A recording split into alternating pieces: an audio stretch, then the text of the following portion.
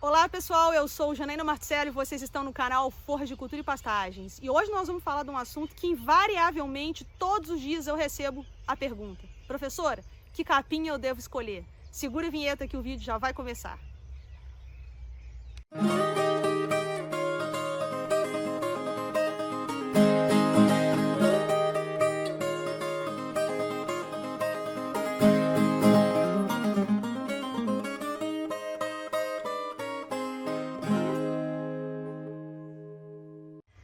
Então, pessoal, como eu falei para vocês, todos os dias eu recebo a pergunta, ou lá no Instagram, ou aqui no YouTube: professora, que capim que eu devo usar? Então, hoje nós vamos falar sobre a escolha da planta forrageira. Escolher uma planta forrageira é o que a gente tem que fazer a partir de muito estudo, muita análise, né, para a gente tentar entender qual planta forrageira vai se encaixar no nosso sistema de produção. Então, existem algumas regras que a gente precisa seguir para que a gente consiga acertar nessa escolha da planta forrageira. Até porque, pessoal, uma das grandes causas de degradação das áreas de pastagem no Brasil é o uso errado da planta forrageira. Então, muitas das vezes a gente vê alguma propaganda ou a gente tem algum interesse numa planta, mas a gente precisa primeiro entender se essa planta vai se encaixar no meu sistema de produção e também na minha capacidade de manejo. Então, quando eu vou escolher uma planta forrageira, eu preciso saber que tipo de região ela vai se adaptar. Por exemplo, existem algumas plantas forrageiras que elas são muito específicas para a região sul do Brasil. Em contrapartida, eu tenho outras que são muito específicas para as regiões de Caatinga. Então, escolher as plantas forrageiras com base, né, nessa questão relacionada à região em que eu estou, vai ser o primeiro passo para o sucesso. Então, alguns itens devem ser levados em consideração. Quanto de chuva essa planta forrageira precisa para poder expressar o seu potencial genético? Só para vocês terem uma noção, a gente dá um exemplo aqui: não é indicado que a gente coloque plantas de pânico máximo, né, que é o mombaça, o zúrio, o paredão, o quênia, em regiões em que tenha menos de 800 milímetros de chuva por ano, porque ela não vai conseguir expressar o seu potencial genético. Em contrapartida, nós vamos ter algumas plantas forrageiras que vão estar mais adaptadas a essas regiões, que vão suportar aí cerca de 500 milímetros de chuva, como por exemplo capim búfalo, capim andropógon, que são adaptados a regiões de estresse hídrico. Uma outra coisa que a gente precisa avaliar são as questões relacionadas à fertilidade do solo e o quanto a gente quer investir para corrigir essa fertilidade. Então, as plantas forrageiras, elas são divididas em plantas de baixa, média e alta exigência em fertilidade do solo. Então, quando uma planta é classificada como de baixa exigência em fertilidade do solo, é interessante que a gente tenha uma saturação por base em torno de 35%. Professora, o que é a saturação por base? Por isso que eu digo para vocês que é imprescindível que a gente faça análise do solo. A saturação por base, ela vai aparecer na sua análise do solo. Então, você vai conhecer esse valor e a partir dele você vai ou não fazer a calagem. Então, a gente pode fazer a calagem para elevar essa saturação por base, entregando para o solo, né, cálcio, magnésio e também corrigindo o pH.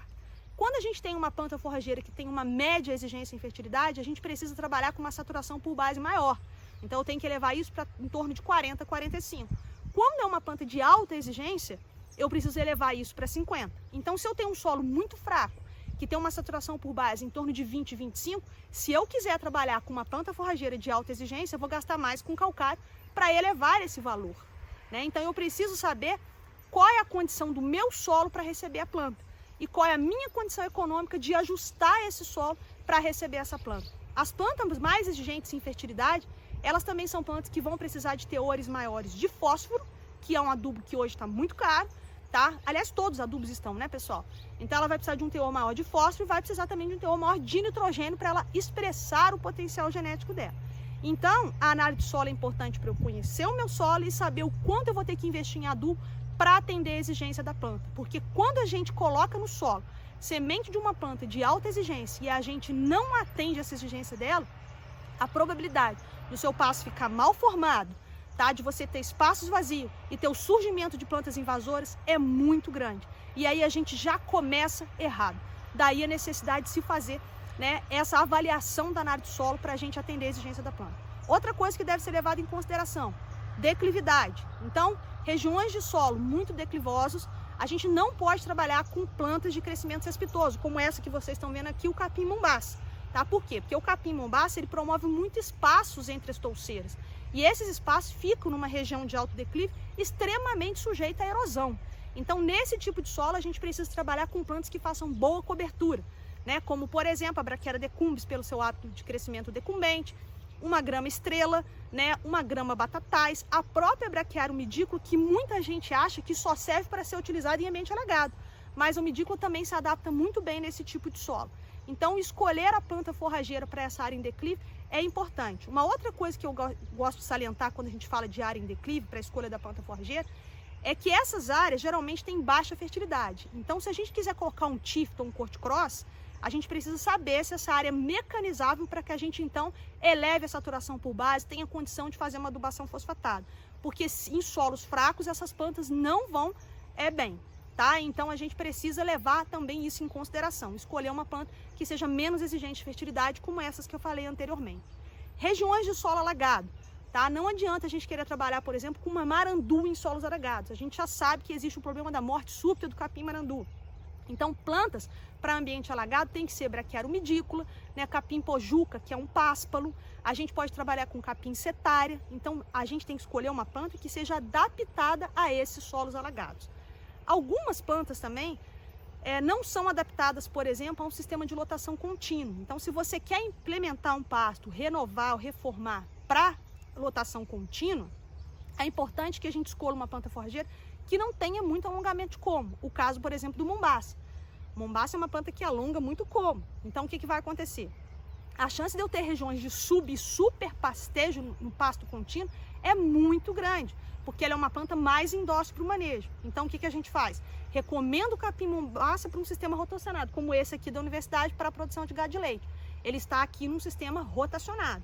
Tá? Por quê? Porque eu consigo controlar melhor a estrutura do pasto. E como ele é um capim mais produtivo, o investimento é alto, porque eu preciso dividir, trabalhar com aguada, tá? É melhor que a gente coloque uma forrageira, então, que tenha maior produção. Então, para fazer um sistema rotacionado, as cultivares de pânico funcionam muito bem, seja elas Zuri, Quênia, Tamani, Paredão, Miyagi, são bem indicados para o sistema rotacionado. Para o sistema de lotação contínua, nós vamos preferir as braquiárias, né? A decumis, a própria Braquiária umidícola, né? A gente pode utilizar marandu. Aí Piatã e Charaés são braquiárias que podem ser utilizadas tanto no contínuo quanto no rotacionado.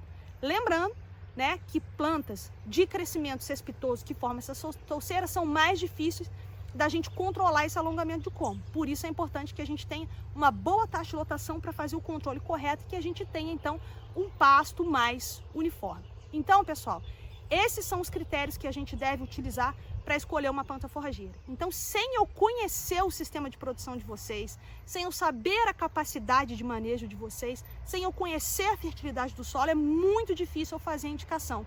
Então, eu espero que vocês compreendam que eu sempre vou responder isso. Sem conhecer a realidade, eu não posso indicar. Então, contratem um técnico da região de vocês para que eles possam avaliar, né, a realidade da sua propriedade. Às vezes, e não raramente, você pode trabalhar com várias forrageiras em vários piquetes, né, da sua propriedade. Não tem nenhum problema nisso. Você pode trabalhar com um sistema rotacionado de Zuri, um outro rotacionado de Paredão, pode ter um passo contínuo de marandu para os animais de categoria menos exigente, não tem nenhum problema nisso, né? Até interessante que a gente diversifique a quantidade de forrageiras, né, em diferentes pastos da nossa propriedade. Mas sem conhecer a realidade de vocês, eu não vou conseguir recomendar. Pessoal, eu aproveito para convidar vocês a comentarem esse vídeo, curtirem, porque quanto mais vocês comentam, quanto mais vocês curtem e compartilham, mais esse vídeo vai sendo entregue e a gente vai aumentando a nossa comunidade aqui no YouTube, tá? E aproveito também para convidar vocês a seguirem a gente em todas as nossas redes sociais. Então a gente está lá no Instagram, aqui no YouTube, a gente está no Telegram, os links vão estar todos aqui na descrição. Clica aí, entra no nosso canal do Telegram, que é muito bacana, tem umas discussões muito interessantes por lá, tá certo? A gente tem um podcast para vocês ouvirem por Spotify, pede aí para os filhos, né, para todo mundo colocar, para vocês escutarem aí esse nosso podcast no Spotify, tá? E aí eu espero que vocês me ajudem a popularizar a ciência e a tecnologia em pastagens, compartilhando, curtindo e comentando esse vídeo. Pessoal, esse era o recado de hoje, mas nós vamos terminar com as nossas 3 frases. Seu pasto é lavoura, seu dinheiro é capim, no pasto é mais barato. Fique com Deus e até a próxima.